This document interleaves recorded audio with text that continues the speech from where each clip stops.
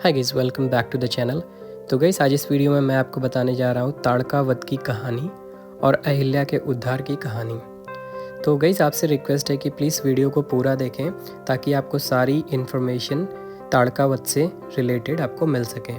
और गाइस, मैंने 2 वीडियोज़ और बना रखे हैं, श्रवण कुमार की कहानी और श्री राम और उनके भाइयों के जन्म की कहानी। तो उसका लिंक मैं डिस्क्रिप्शन बॉक्स में डाल दूँगा, वहाँ से आप देख सकते हैं। और चैनल पर अगर आप नए हैं तो प्लीज़ चैनल को सब्सक्राइब कर लें एंड वीडियो अच्छा लगे तो प्लीज़ लाइक कर दें एंड शेयर कर दें। और गाइस, वीडियो शुरू करने से पहले मैं आपको बता देना चाहता हूँ कि प्लीज़ सब टाइटल को ऑन कर लें जिससे कि आपको हिंदी अच्छे से समझ आ सके। तो गाइस, चलिए वीडियो को शुरू करते हैं। श्री राम द्वारा ताड़का का वध, श्री राम द्वारा अहिल्या का उद्धार, ताड़का वध की कहानी, अहिल्या के उद्धार की कहानी। श्री राम तथा चारों भाइयों की शिक्षा पूर्ण होने के बाद चारों भाई राजमहल में वापस लौट जाते हैं। उसके कुछ ही समय पश्चात महर्षि विश्वामित्र राजा दशरथ के महल में आते हैं तथा राजा दशरथ से कहते हैं कि उन्हें श्री राम चाहिए ताकि उनके यज्ञ तथा अनुष्ठानों की असुरों तथा राक्षसों से रक्षा की जा सके। राक्षस हमेशा हमारे यज्ञ में बाधा डालते हैं और यज्ञ को पूरा नहीं होने देते हैं, इसलिए हम राम को अपने साथ ले जाना चाहते हैं ताकि वह हमारे यज्ञ तथा अनुष्ठानों की रक्षा कर सकें। राक्षसनी ताड़का का वध। श्री राम तथा लक्ष्मण विश्वामित्र के साथ उनके आश्रम में चले जाते हैं, जहाँ पर विश्वामित्र श्री राम को बताते हैं कि एक राक्षसनी ताड़का उनके हर यज्ञ में विघ्न डालती है तथा उसका विनाश करना आवश्यक है। यह माना जाता है कि राक्षसनी ताड़का एक यक्षिणी है। महापुराण में वर्णित है कि यक्षिणी स्वयं माँ दुर्गा की शक्ति का अंश होती है, इसलिए वे बहुत शक्तिशाली होती हैं। इसलिए श्री राम और लक्ष्मण विश्वामित्र के साथ राक्षसनी ताड़का के निवास स्थान पर जाते हैं और उसको ललकारते हैं।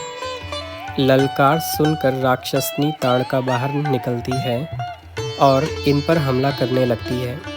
काफ़ी समय तक युद्ध के बाद भी श्री राम अपने एक बाण से राक्षसनी ताड़का का अंत कर देते हैं। उसके बाद विश्वामित्र श्री राम और लक्ष्मण को अपने आश्रम में ठहराते हैं।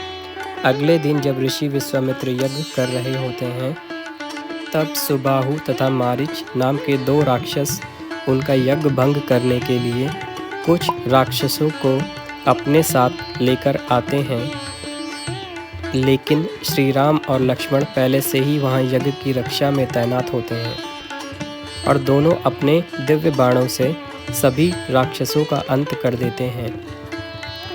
अहिल्या का उद्धार। अहिल्या स्वयं ब्रह्मदेव की पुत्री थी। अत्यंत रूपवती होने के कारण देवराज इंद्र की नियत अहिल्या पर खराब हो गई। इसके पश्चात भी अहिल्या की शादी महर्षि गौतम से हो गई। इससे देवराज इंद्र बहुत क्रोधित हुए और उन्होंने उन दोनों से बदला लेने की सोची।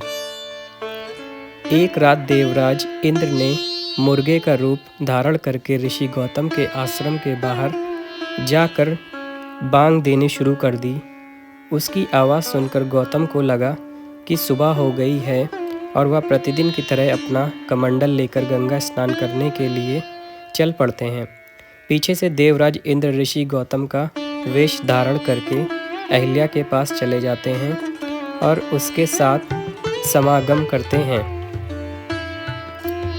जब ऋषि गौतम गंगा तट पर स्नान करने के लिए पहुंचते हैं तो उन्हें यह आभास होता है कि अभी सुबह हुई नहीं है, अवश्य ही किसी ने उनके साथ छल किया है।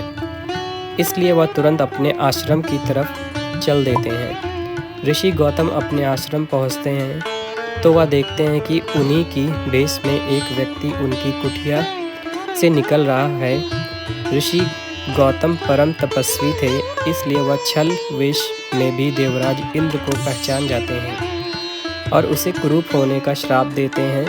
यह सुनकर अहिल्या अपनी कुटिया से बाहर निकलती हैं। तब वह समझ जाती हैं कि उसके साथ छल हुआ है और अपने पति ऋषि गौतम के पैरों में गिरकर क्षमा मांगने लगती हैं। लेकिन क्रोध में भरे हुए श्री गौतम ने उन्हें क्षमा नहीं किया और तुरंत पत्थर में बदलने का श्राप दिया। बार बार भिन्न मिन्नतें करने के बाद ऋषि गौतम को अहिल्या पर दया आ जाती है और वह उसके मुक्ति का मार्ग बताते हैं।